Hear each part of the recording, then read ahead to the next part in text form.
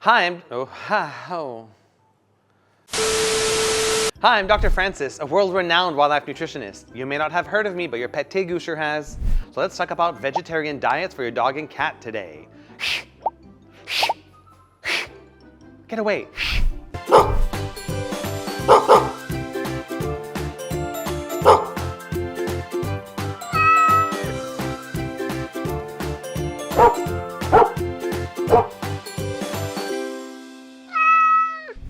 So for whatever reason, there has been an uptick on vegan vegetarian diets for dogs and cats over the last 5 years.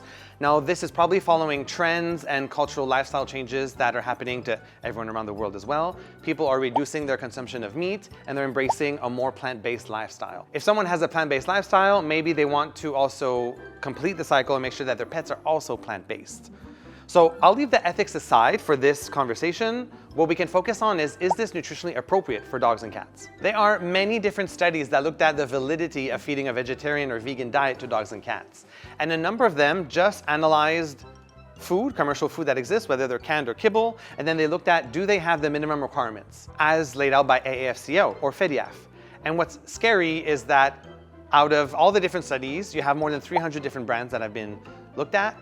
And overall, you're looking at maybe 2 of them that are completely nutritionally complete, which is a bit scary. But that doesn't mean that they were all deficient. Some of them actually had a bit too many minerals. And these minerals are not going to be found in the ingredients used in vegan pet food. So it's added in as a premix. So that's why if you look at the ingredients list, you're going to see a long list of ingredients of things that you can't pronounce, stuff like copper proteinate, or you're going to see some zinc gluconate, you're going to see some other stuff. Those are all pure nutrients that are added back in to make sure that all the nutrients are there. The actual ingredients themselves may not contain the nutrients needed to hit the minimum requirements for dogs and cats. Mind you, keep in mind that this is the same for meat-based pet food as well. A lot of the studies done on them showed that more than half of them are deficient as well, and nearly 90% of them also have some excesses, especially in copper. So it's not falling too far from the tree, and the quality of the ingredients seem to be similar because both of them need to be supplemented with all of these different powders and nutrients that you can see in the ingredients list. One study looked at the digestibility of these vegan diets, and they found that on average it's about 85%. Now, 85% organic matter digestibility is on the higher end for kibbles. Most kibbles are between 70 and 88. It really depends on the brand here, right? But if 88 is kind of the highest benchmark, then vegetarian pet foods or vegan pet foods are not too far from that. So all in all, again, I'm not seeing much of a difference between meat-based or vegan food. Health-wise, we may be onto something here. It's commonly reported in white papers and on product websites that a vegan diet for dogs and cats can help to prevent or reduce diabetes, vision and hearing impairments, can help to prevent food intolerances, help improve coat condition, help to prevent diabetes and obesity, and even help to delay vision and hearing issues as well. Now, these are not really considered proof since they're put out by the people who make the food. So when we're looking at actual scientific evidence, there are some studies I can share with you. One study looked at over 230 pet owners feeding a vegan diet within the last 1 or 2 years. So they were feeding a meat-based diet before, and then they switched over to vegan. And then they asked them, what differences did you see after you switched over to vegan? And about 30% of them said that the coat and skin quality improved. Some of these dogs were also checked by vets, and they didn't find any abnormalities related to nutrition. All blood values were actually normal for dogs and cats, including those things we're worried about, like taurine or like iron. For cats, all of them were okay except for 2, which were a little bit low in folate. One study looked at racing huskies. Now, they have a special diet for active dogs. Half of them were given their normal active dog meat-based diet. The others were given an active dog but vegan diet.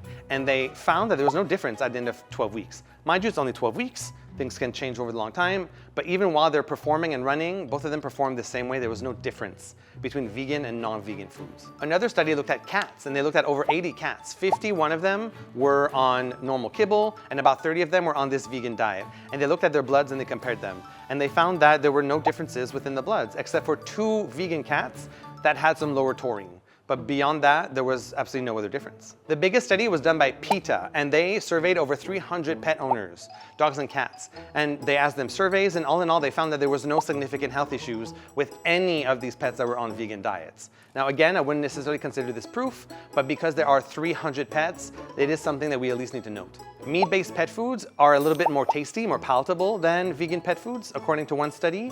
but they still consumed the entire diet. They just took a bit longer to finish the vegan diet than it took to finish the meat-based diet. And overall digestibility, like I said before, was very similar, and there was no significant differences in their fecal consistency either. So all in all, I don't see a huge difference between feeding a meat-based diet or a vegan-based diet. Ethics aside, it seems like most of the nutrients are added in, and most of their proteins are digestible, and it seems like the issues that we're seeing with some dogs or cats on vegan pet food are the same that we're seeing with dogs and cats on normal meat-based kibble or canned food. So the real question here is, why do you still want to feed foods that is so highly processed? Yes, feeding kibble or canned food is very, very convenient, but what we're seeing here is that it's very difficult to control the actual nutrients that are inside. We may not be seeing some immediate health effects on dogs and cats, but that comes over time. All these foods are ultra processed. They go through so many different rounds of heating and so many things are added to them, including all the nutrients, because the ingredients that they use in the first place may not be so nutritious. So if you insist on giving a vegan kibble to your dog or cat, no problem, I got you. I have 3 things that I want you to add to this kibble to make sure you don't get any deficiencies. I want you to give a heart health supplement that contains L-carnitine and taurine. This will help to make sure there's no shortfall in these important amino acids, really good for overall muscle structure, metabolism, and heart health as well, especially important for cats. A folate supplement is also really important as we saw, it may lead to some deficiencies in some cats, so add either a folate supplement or a little bit of avocado meat. Yes, it's completely safe for your dog and cat. Just a spoonful mixed that with the kibble will help to provide more than enough folate. Asparagus is really good too. And lastly, you want to make sure there's plenty of omega-3. So add in an algae omega-3 supplement, make sure it has EPA and DHA, and then you're good to go. Another added benefit that you can do is to hydrate these kibbles because there's still a lot of phosphorus, there's still a lot of calcium stuff inside.